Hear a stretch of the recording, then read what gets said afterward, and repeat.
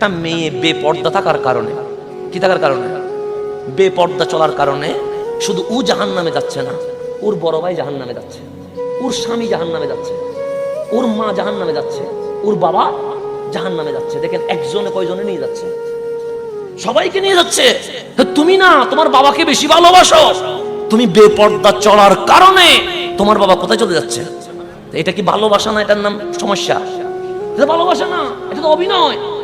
তুমি বাবাকে বললাম আমি তোমাকে ভালোবাসি, আর তুমি বেপর্দায় চলে তোমার বাবাকে কোথায় নিয়ে যাচ্ছ?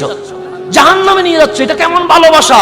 সেই জন্য আমার বোনদেরকে বলি, বোন আমার, তুমি বেপর্দায় চলার কারণে তোমার ভাই, তোমার স্বামী, তোমার মা, তোমার ছেলে, তোমার বাবা, একসাথে 5 জনকে তুমি কোথায় নিয়ে যাচ্ছ? জাহান্নামে নিয়ে যাচ্ছ। তো একটা শুধু সমস্যা, তুমি বেপর্দায় চলছো। তুমি যদি বেপর্দায় চলো, রহমতের ফেরেশতা বের হয়ে যাচ্ছে। তুমি যদি বেপর্দায় চলো, ঘরের মধ্যে আযাব আসতেছে। তুমি যদি বেপর্দায় চলো, আজকে শান্তি চলে যাচ্ছে। তুমি যদি বেপর্দায় চলো, পুরা ঘর দুনিয়াতে জাহান্নামী হয়ে যাচ্ছে। সেজন্য আল্লাহর কোরআন বলছে ওয়াতাওয়াসাও বিল হাক্কি, শুধু একলা ভালো হলে হবে না, তোমার পরিবারকে ভালো করতে হবে।